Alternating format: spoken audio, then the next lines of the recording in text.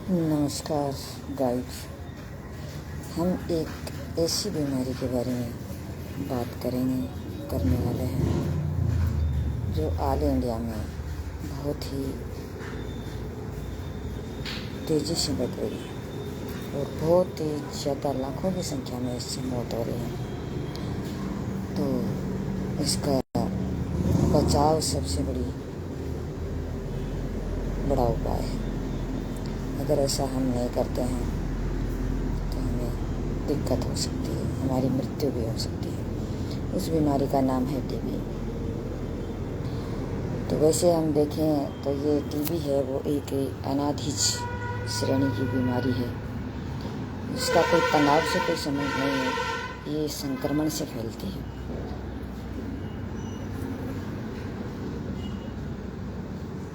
और इसमें ट्यूमर बन जाते हैं। और संक्रमण भी बैक्टीरिया से शुरू होती है, बैक्टीरिया से बनते हैं। इसमें एक बैक्टीरिया होता है जिसका नाम है माइक्रो ट्यूबरकुलोसिस। तो इससे ये बीमारी फैलती है और इस बीमारी को हिंदी में हम क्षय रोग भी कहते हैं। और एक जैसे जिसके टीबी हो चुकी है उसके क्या होता है कि मतलब उस कैसे फैलता है, उस व्यक्तियों के माध्यम से फैलती है। एक व्यक्ति की दूसरे व्यक्ति में जाती है। तो खांसने से जब व्यक्ति जिसके मतलब वो इस टीबी के जो मरीज है वो खांसता है या बलगम थूकता है या किसी के संपर्क में आता है या हवा से, इस प्रकार से ये बीमारी फैलती है। सबसे पहले ये फेफड़ों में होती है और फेफड़ों के बाद में ये जब अपना विकराल रूप ले लेती है तो प्रत्येक अंग में हो सकती है, फेफड़ों में, हाथों में भी और अपना जो ये गर्भाशय में भी हो सकती है और भी कई जगह पर, इस पूरे शरीर में, मस्तिष्क में, सब अंगों में, आँखों में, सब जगह ही फैल सकती है। तो इसका कोई भी ठिकाना नहीं है, कितनी भी ये फैल सकती है। तो वैसे देखें तो पूछे कितने प्रकार की होती है, तो ये पल्मोनरी बैक्टीरियम जिसे बोलते हैं पल्मोनरी, एक तो पल्मोनरी जिसे फेफड़ों में होती है और दूसरी एक्स्ट्रा पल्मोनरी जो मतलब अलग अंगों में, दूसरे अंगों में देखने को मिलती है। जैसे अन्य अंगों में फैलती है, हड्डियों में, हाथों में, सब प्रकार के गर्भाशय में इस प्रकार से फैल जाती है। तो उसका इलाज होना भी बहुत मुश्किल होता है।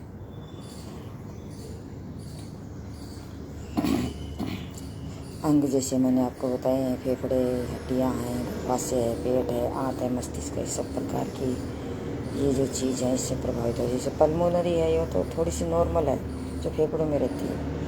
बाकी जब ये पूरे शरीर में फैलती है तो ये सभी अंगों में फैल सकती है, बहुत ही विकराल रूप ले देती है और उसको ठीक करना बहुत मुश्किल हो जाता है। हर व्यक्ति मौत के कगार में पहुंच जाता है। और इसमें जैसे हम मतलब ये MDR एक और इससे सबसे ख़तरनाक होती है MDR टीबी, जो ठीक होना बहुत मुश्किल होती है। लेकिन इसका ट्रीटमेंट चलता है, जो एलोपैथिक में चलता है, आयुर्वेद में भी चलता है, सब प्रकार के ट्रीटमेंट चलते हैं। तो इसमें जैसे ट्रीटमेंट एलोपैथिक में है, जैसे 6 माह का ट्रीटमेंट चलता है जिसे डॉट्स कहते हैं। जो इसमें 2 प्रकार की दवाई दी जाती है। एक तो IP दवाई होती है जो मतलब जिसमें 4 प्रकार की, एक टेबलेट में 4 प्रकार की दवाई होती है। जैसे वो टेबलेट बनाते हैं उसमें 4 प्रकार की दवाई होती है, वो 2 माह चलती है। और CP है वो 3 प्रकार की दवाई होती है उस टेबलेट में और वो 4 माह चलती है। इससे क्या है कि इसकी सारे बैक्टीरिया हैं वो ख़त्म हो जाते हैं। ये लेकिन ये महंगी बहुत है। ये सरकार भी इसे मतलब दे रही है। सरकार का मतलब एक मुहिम भी चला रखी है, टीबी मुक्त भारत को बनाया जाए। तो वो इस सरकारी अस्पतालों में ये आसानी से मिल जाती है, बहुत महंगी होती है। सभी तो बीमार जैसे गरीब व्यक्ति तो इसे खरीद भी नहीं सकते।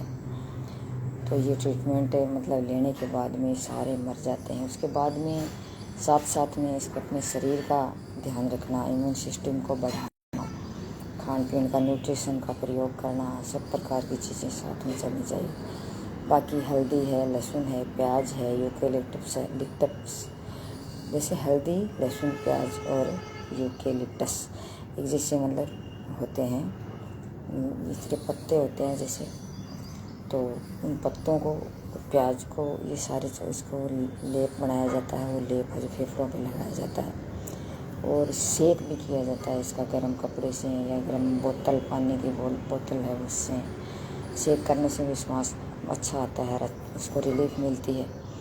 एक श्वासारी जो चूर्ण वो आता है, काढ़ा भी आता है, वो भी लिया जाता है।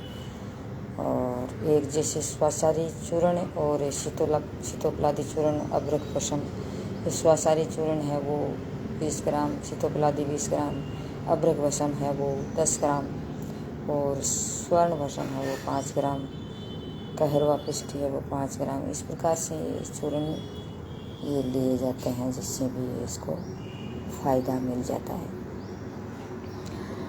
और लापरवाही करने से इसमें बहुत ही ज़्यादा नुकसान होता है। अगर हम लापरवाही करेंगे तो हमारे शरीर में इतनी खतरनाक स्थिति बन सकती है कि मतलब वो MDR पेशेंट है बोलते हैं उसे।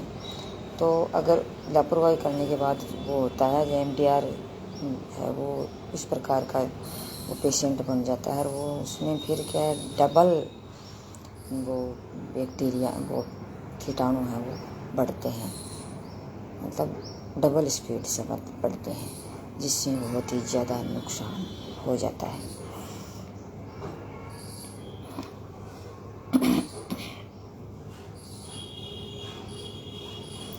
और अशुद्धता इस प्रकार से तो फैलता ही फैलता है। साफ सफाई का ध्यान रखना चाहिए। और इसके विशेष तौर से जैसे हम लक्षण देखें तो प्रारंभ में ये लक्षण है बहुत ही कम दिखाई देते हैं, पता नहीं चलता। धीरे धीरे इसका पता चलता है, वज़न कम होने लग जाता है, रात में ज्वर आने लग जाता है, पसीना आने लग जाता है, खांसी के साथ खून भी, बलगम भी आने लग जाता है, छाती में दर्द भी होता है। तो रोग प्रतिरोधक क्षमता है वो कम हो जाती है, श्वास और प्रश्वास की सीटी सी बजने लग जाती है, शरीर में कमजोरी आना शुरू हो जाती है। इस प्रकार से इसके लक्षण होते हैं। खांसी 2 हफ्ते में ज़्यादा रहती है तो उसमें मतलब ये समझ लेना चाहिए कि वही उसकी TB की जांच करवा लेनी चाहिए। श्वास रुक जाना या श्वास कम आना या छोटे श्वास आना, भूख कम होना, वज़न कम होना, नींद कम आना, कफ में खून आना, कफ की मात्रा बढ़ जाना फेफड़ों में, इस प्रकार से होता है। जांच में हम देखें तो जैसे एक्सरे भी किया जाता है छाती का, कफ की जांच भी की जाती है, स्किन टेस्ट भी किया जाता है, ऊतक है उसकी जांच की जाती है, ऊतक है उसकी बायोप्सी की जाती है और पल्मोनरी फंक्शन टेस्ट भी किया जाता है। और एक मशीन आती है CBNet, जो मशीन है वो बैक्टीरिया को डिटेक्ट करती है, मतलब उसकी कितने हैं, क्या है, किस प्रकार से हैं, वो उसको चेक करती है और उसे पता लगाया जा सकता है। और जैसे शरीर का कोई भी द्रव्य है तो उस द्रव्य के माध्यम से भी इसकी जांच हम कर सकते हैं और उसका पता लगा सकते हैं। और मोनोटॉक्स एक टेस्ट होता है जो हम सीरीज के माध्यम से इसका टेस्ट किया जाता है। इस प्रकार से ये इसकी जांच हम कर सकते हैं।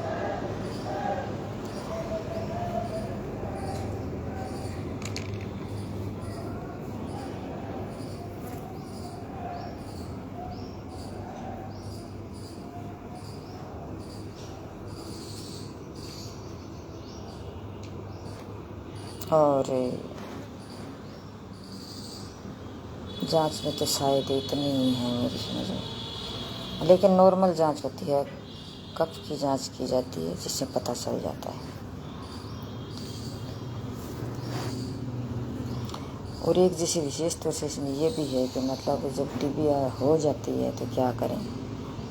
सबसे पहली मेन बात यही है कि डॉक्टर से सलाह लें और सलाह लेकर के उसकी ट्रीटमेंट शुरू कर दें। और इसमें जैसे ये टीबी 2 प्रकार की जैसे मैंने पीछे अब बताई है, एक तो पल्मोनरी और एक एक्स्ट्रा पल्मोनरी। तो जैसे पल्मोनरी जो टीबी है वो तो जैसे खतरनाक, टीबी तो खतरनाक ही है, इसलिए ये मुहिम चला रखी है सरकार ने कि टीबी मुक्त भारत को किया जाए, नहीं तो दिक्कत हो सकती है। और एक्स्ट्रा पल्मोनरी हो जाती है तो बहुत ज़्यादा खतरनाक होती है, फिर MDR तक पहुंच जाती है तो और ही खतरनाक हो जाती है। और जैसे 100 व्यक्ति हैं, 100 में 50 व्यक्तियों के आज भारत में टीबी देखने को मिलती है। इसमें विशेष तौर से यही होता है कि इम्यून सिस्टम को बढ़ाना ज़रूरी होता है और नमी वाले जो स्थान है वहाँ न रहें। और जो शुगर है उसकी जांच, HIV की जांच पहले डॉक्टर करते हैं, जिससे मतलब जांच करवा लेनी चाहिए ताकि मतलब ये इसका उपचार अच्छे से किया जा सकता है। और बाकी इसमें जैसे हम अपना ये उपचार में देखें तो ये मतलब सावधानी रखें, साफ़ सफाई रखें, मास्क का प्रयोग करें, मास्क लगा के जाएं। कोई भी दूसरा पेशेंट के पास जाता है तो मास्क लगाएं। और ओरल जैसे मेडिकल कोर्स जैसे मैंने आपको बता दिया 6 महीने का होता है।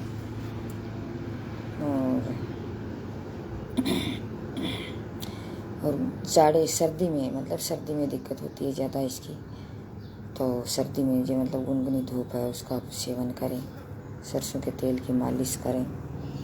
और इसमें और जैसे हम देखते हैं कि ये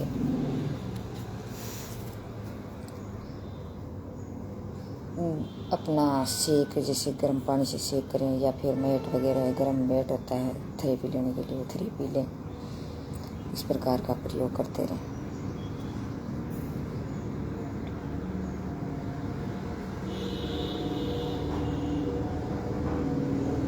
जैसे और इस प्रकार से भी होता है कि हम कारणों में देखें तो जैसे बैक्टीरिया से ये फैलता है, जिन खाद्य पदार्थों को जो हम खाते हैं उससे कफ बनता है, उससे ज़्यादा होती है दिक्कत। रोग प्रतिरोधक क्षमता जब कम हो जाती है तब भी ये बढ़ती है। और HIV के पेशेंट हैं उसकी सबसे ज़्यादा देखने को मिलती है। और एक जैसे शुगर के पेशेंट हैं उसको सबसे ज़्यादा देखने को मिलती है। तो शुगर का और HIV है उसका मतलब ट्रीटमेंट ज़रूर करवा लेना चाहिए पहले। हालांकि जब डॉक्टर के पास जाते हैं, डॉक्टर से सलाह लेते हैं तो HIV और शुगर का तो करता ही करता है। बाकी धूम्रपान है, तंबाकू है, स्मोकिंग, इन सब चीज़ों से बचें। और जैसे एक ये है मतलब कैंसर के जो पेशेंट होते हैं, HIV के, कैंसर के, तो इससे जो रेडियोथेरेपी करते हैं तो इससे वीकनेस आती है, उससे भी होने की संभावना रहती है। एक प्रत्यारोपण के समय भी होती है, जैसे हम अपने कोई भी जो है ये अपना अंग का प्रत्यारोपण करते हैं, उसमें भी ये बढ़ने के चांसेस में रहते हैं, तो उसका भी ध्यान रखने की जरूरत है। रोगी के साथ उठने बैठने से भी ये हो सकती है। तो इस प्रकार से इन चीज़ों का हम ध्यान रखेंगे। अब आता है मतलब अपन इसका यौगिक मैनेजमेंट क्या करें। तो यौगिक मैनेजमेंट में हम देखें तो इसमें अपने शरीर में जैसे कई 5 प्रकार के कोष होते हैं, उस कोष के अनुसार इसका इलाज किया जाता है योग में। तो इसमें अन्नमय कोष में जब हम देखते हैं तो इसमें क्या होता है, आहार मतलब संतुलित आहार, शुद्ध और सात्विक आहार लें और परहेज करें। और परहेज जो मतलब जैसे अपथ्य आहार है उसका सेवन न करें। ठंडी चीज़ों से बचें, दही, छाछ, दूध, आइसक्रीम जो भी है वो उससे बचें। दूध लें तो उसमें अर्जुन की छाल है, दालचीनी है, इसका प्रयोग करें। साथ में हम अखरोट भी खा सकते हैं। और अपना जैसे एलोवेरा है, और ये अपना गिलोय है, और पालक वगैरह है, और ये जैसे मुलेठी है, लौकी का जूस है, और इस प्रकार से इसका प्रयोग करें। ड्राई फ्रूट खाएं, और ड्राई फ्रूट में जैसे बादाम, ये अखरोट है, सबसे ज़्यादा महत्वपूर्ण है, अखरोट खाएं। और घी भी लें तो कोई नॉर्मल लें तो उसका घी ले भी नहीं, मतलब घी नहीं लेना है भी। और मतलब घी और बादाम रोगन है, बादाम का तेल होता है, उससे नस्य करें, जल नीति करें, और सूत्र नीति करें, या कुंजन क्रिया करें जिससे कफ बाहर आ जाएगा। कुंजन क्रिया का भी मैं आपको वीडियो डालूँगी, कुंजन क्रिया करके बताऊँगी, तो उससे भी उसका हो सकता है, उससे ठीक हो सकता है, कफ बाहर आ जाएगा। चक्की आसन करें, लहसुन, सहजना, प्याज, इन चीज़ों का ज़्यादा से ज़्यादा प्रयोग करें। 10 मूल का काढ़ा है, वो काम में लें। कंधों की एक्सरसाइज करें, कंधों की एक्सरसाइज इस प्रकार से जैसे आगे से श्वास भरते हुए ऊपर नीचे, इस प्रकार से दोनों कंधों की एक साथ, एक कंधे के एक साथ, इस प्रकार से करें।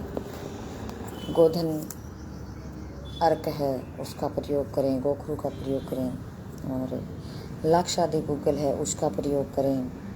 च्यवनप्राश है, उसका प्रयोग करें, और गाय का दूध का प्रयोग करें, जिसमें मतलब हल्दी है, दालचीनी है, सूंठ वगैरह है, और ये मुलेठी वगैरह है। इस प्रकार से उसी अपने शिलाजीत है, इसका प्रयोग करें।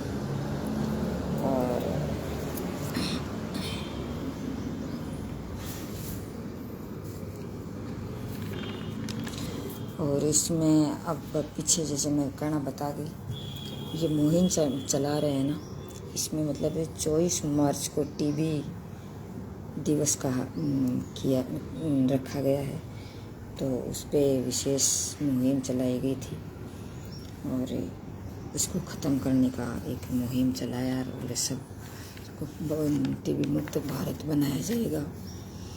और इसमें भूखे एक जैसे मतलब भूखे मतलब व्यक्ति को ध्यान में रखना चाहिए, मतलब उसको पूछते रहना चाहिए, इसको भूख लग रही है कि नहीं लग रही है, इसका टॉयलेट अच्छा लग रहा है कि नहीं लग रहा है, मोशन ठीक है कि नहीं है, नींद आ रही है कि नहीं आ रही है, और साथ में उठते समय फ्रेश सही से हो रहा है कि नहीं हो रहा है। इस प्रकार से इसका ट्रीट पूछते रहना चाहिए, ताकि वो उससे उस पेशेंट को भी मतलब शांति रहे, और दूसरे व्यक्ति जो उसको सेवा कर रहे हैं उसको भी पता चलता रहे कि मतलब ये प्रॉब्लम है, तो इसका डॉक्टर को भी बताएं, या खुद उसका मतलब इलाज करें। तो अगर आयुर्वेद का, योग का ध्यान रखते हैं तो, और करना भी चाहिए। उबली हुई सब्जी दें, सूप दें, सब्जी ज़्यादा दें। आहार में फाइबर युक्त भोजन है वो अधिक दें। दलिया दें दूध के साथ में। और एक जैसे अपना वो है ना, जौ का दलिया, वो सबसे ज़्यादा महत्वपूर्ण होता है, उससे मतलब कब्ज़ भी मिटती है और हल्का भी होता है, बहुत ही अच्छा काम करता है। अंकुरित अनाज दें, फल दें, सेब, संतरा और स्ट्रॉबेरी दें, मतलब सेब दें, संतरा दें और स्ट्रॉबेरी दें। और मीठी चीज़ें हैं, उसके लिए अगर शुगर का पेशेंट है तो वो डॉक्टर की सलाह दें, मतलब उसका मीठी चीज़ें क्या क्या नहीं खानी है उसको करें। बारे में वीडियो भी डालूंगी। जबते आलू बुखारे नहीं दें। और पालक है, चुकंदर है, इसका प्रयोग ज़्यादा से ज़्यादा हम दे सकते हैं। गाजर, टमाटर, और इसमें आसन है तो सूक्ष्म क्रियाएं करें। ऐसे आसन करें जिनसे चेस्ट पर प्रभाव पड़े, जैसे मतलब अर्धचक्रासन है, उष्ट्रासन है, भुजंगासन है, धनुरासन है, मत्स्यासन है, अर्धमत्स्यंद्रासन है, सेतुबंधासन है। और ये अपने प्राणायाम है, ये सभी करें। और गोमुखासन करें। और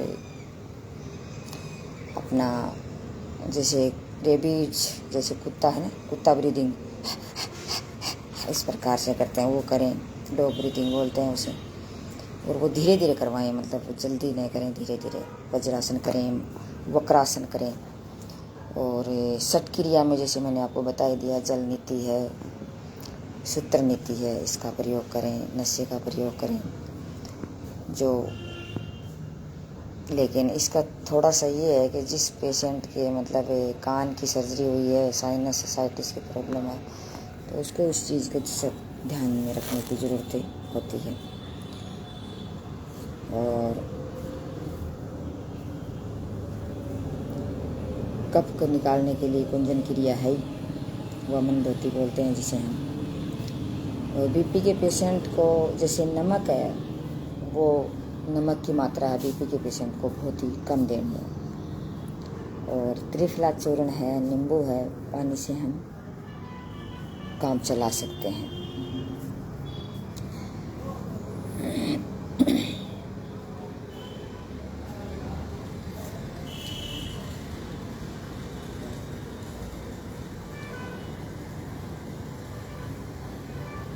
कब्ज को विशेष तौर से दूर करें, कपालभाति करें, जो वो लंग्स, हमारा जो फेफड़े हैं, लंग्स उसको क्लीन करते हैं, वो उसको करें। श्वसनियाँ खुलती हैं, तीव्रता से अभ्यास न करवाएं, मतलब इनको तीव्रता से न करें। कपालभाति जो भी ये करते हैं हम तीव्रता से न करें। और लघु शंख प्रक्षालन है जो मतलब वो कर सकते हैं, जैसे हम अपने शरीर की सफाई करनी होती है। लघु प्रक्षालन में 5 प्रकार के प्राणायाम, ये आसन होते हैं, तो उसके माध्यम से हम ये शंख प्रक्षालन कर सकते हैं। लेकिन फिलहाल नहीं कर सकते, जब स्थिति ठीक हो जाती है तब करते हैं। तो लघु शंख प्रक्षालन है या शंख प्रक्षालन भी मैं आपको वीडियो के माध्यम से बताऊंगी। मतलब 5 प्रकार के आसन होते हैं उसमें, पहले कौन सा है, दूसरा कौन सा है, जो स्टेप बाय स्टेप उसमें आसन किए जाते हैं। एलर्जी जब हमारे शरीर में है तो उस एलर्जी को बहुत ही कम करने की ज़रूरत होती है। विभागीय श्वसन करें। विभागीय मतलब अपने अंगों के अलग अलग अंग हैं, जैसे अब पेट का श्वसन करना है, पेट में अपनी ऑक्सीजन रखनी है या फेफड़ों में रखनी है या पेट से नीचे के भाग में रखनी है या मस्तिष्क में रखनी है, इस प्रकार से विभागीय श्वसन करें। नाड़ी शोधन करें, सूर्य भेदी करें, अनुलोम विलोम करें। कूलिंग जैसे मतलब इसमें शीतलोपलानी, शीतकारी और शीतली, इस प्रकार के प्राणायाम से वंचित रहें, नहीं करें। चंद्रभेदी प्राणायाम न करें। भस्त्रिका और भ्रामरी ये करवाएं। ये भी मैं आपको वीडियो डालूंगी कभी, जब बता दूंगी इसमें। और बाकी आप वैसे नेट पर आजकल बहुत कुछ पड़ा है, उसको देख सकते हैं। और जैसे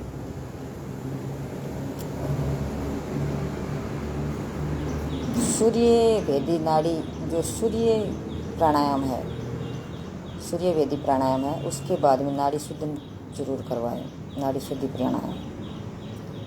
और जैसे मनोमय कोश में हम देखते हैं तो इसमें आता है कि मतलब ये ध्यान है, ओंकार का जाप है, मनन करना है, मन को शांत करना, ध्यान मुद्रा लगाना, जप करना, इस प्रकार से ये हम कर सकते हैं। विज्ञानमय कोश है हमारे शरीर का जिस भाग, उसमें हम क्या करेंगे, स्वाध्याय करेंगे, पवित्र ग्रंथ हैं उसका अध्ययन करना, ज्ञान विज्ञान की चीज़ें हैं वो पढ़ना, और अपने इमोशंस हैं उसको बाहर निकालना। मतलब जब भी व्यक्ति को कोई रोना आता है तो रो लेना चाहिए, हंसना आता है तो हंस लेना चाहिए, जिससे क्या हमारे इमोशंस हैं वो बाहर निकलते हैं और हमारी आँखों पे भी अच्छा प्रभाव पड़ता है और हम बहुत ही जल्दी ठीक होते हैं। ये कोई भी चीज़ की, किस चीज़ की कोई घुटन है तो वो घुटन है, उस घुटन को बाहर निकाल देना चाहिए, ताकि मतलब हम आधी रिलीफ तो हमें उसी से मिल जाती है। अपने विचारों को पॉजिटिव रखें और अपने भी शरीर में किस चीज़ की टेंशन है उस टेंशन को बाहर निकालने का प्रयास करें। जब हम टेंशन को बाहर निकालेंगे तो हमारी आधी बीमारी है वो दूर हो जाएगी। और हम ज़्यादा से ज़्यादा अपने पॉजिटिविटी रखें, सबके साथ हंसें, बोलें, खेलें और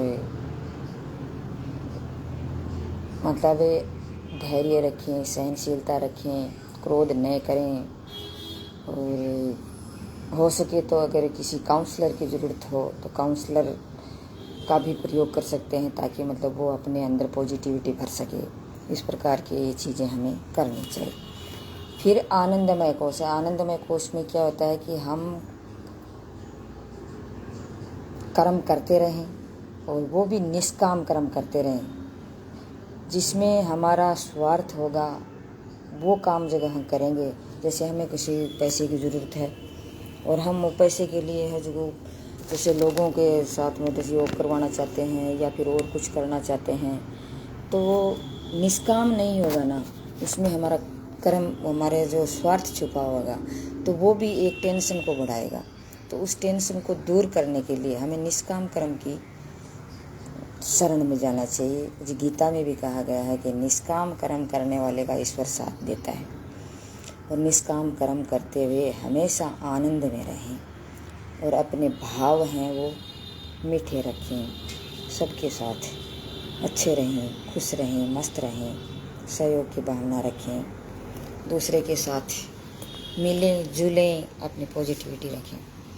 बाकी मैंने तो जो मेरी जो ये प्रॉब्लम्स है, आर्थराइटिस है, एलर्जी है, बाकी ये प्रॉब्लम्स बहुत है मेरे, लेकिन इन प्रॉब्लम का मैं योग के माध्यम से, जड़ी बूटियों के माध्यम से, एलोपैथिक ट्रीटमेंट के माध्यम से, जो भी जैसा मेरे से बन पड़ा, और मैं तो खुद भी मोटिवेशन के जो वीडियो है मैं डालती हूँ, तो इससे मैं खुद भी मोटिवेट होती हूँ और दूसरों को मोटिवेट करती हूँ। और मोटिवेशन की वीडियो हैं वो भी देखते रहने चाहिए। और बाकी जैसे कॉमेडी वगैरह हैं, इस प्रकार की हैं, उन चीज़ों को देखते रहें ताकि हंसें। हंसी तो हमारे जैसे इस देश में गायब सी हो गई है प्राय, तो इसको गायब नहीं करना है। अगर हमें अपने शरीर को स्वस्थ रखना है तो हमें हंसी को गायब नहीं करना है। मैं तो जैसे योग करती हूँ तो खुल करके उस योग में हंसती हूँ, और वैसे भी मैं बैठती हूँ अकेली जब रहती हूँ और ऐसे भी रहती हूँ तो मैं मेरी हंसना है वो चालू ही रखती हूँ। इससे क्या होता है कि हमारे शरीर से हंसने से भी कई हार्मोन्स निकलते हैं। हम नींद लेते हैं तो नींद से भी कोई हार्मोन्स निकलते हैं, और जैसे हमें सोते हैं तो हमें लाइट ऑफ करके सोना चाहिए ताकि उससे भी कई हार्मोन्स निकलते हैं, तो वो हमारे शरीर को फ़ायदे में, शरीर में मतलब स्वस्थ करने में सहायक होते हैं। तो इसलिए ये इस प्रकार की चीज़ें हैं। तो मैं तो मेरे स्वास्थ्य को काफ़ी कंट्रोल में किया है और सब प्रकार से खुश रहने का प्रयास करती हूँ। तो मैं तो यही सोचती हूँ सभी खुश रहें, मस्त रहें, ताकि हम अपनी इस बीमारी का इलाज कर सकें। और बाकी कई व्यक्ति ऐसे भी होते हैं जिसके मतलब क्या है कि शुगर और HIV ये ऐसी प्रॉब्लम होती हैं, उसके बाद में उसके ये TB वगैरह है और कोई नई प्रॉब्लम है वो बढ़ जाती है। तो शुगर का भी मैं जैसे अलग अलग बीमारी हैं, सब बीमारियों का जब मेरे को टाइम मिलेगा तो मैं एक वीडियो वो भी डालूँगी। तो मैं ये सोचती हूँ कि आप इसका लाइक शेयर सब्सक्राइब ज़रूर करेंगे और लोगों तक, जो गरीब व्यक्ति हैं जो अपना ट्रीटमेंट नहीं ले रहे हैं, वो उस तक पहुँचाएँ। और अगर वो सब्सक्राइब कर लेंगे और मेरे पास आ जाएगा यूट्यूब पे, चैनल मैंने बना रखा है, तो यूट्यूब को सब्सक्राइब जब आप कर देंगे तो जो चाहेंगे तो वो मेरे से मतलब यूट्यूब पर भी जुड़ सकते हैं सब्सक्राइब करके, ताकि मैं यूट्यूब पे जो वीडियो डालूँगी वो सबके पास पहुंच जाएगा। तो आज बस इतना ही। Thank you. जय हिंद, जय भारत। मैं डॉक्टर सुशीला योगाचार्य चूरू से, और झुंझुनू मेरा पियर पक्ष है और गांव रसोड़ा है पियर का। तो अब मैं आपसे वाणी का विराम के लिए इजाज़त चाहती हूँ। धन्यवाद। जय हिंद, जय भारत।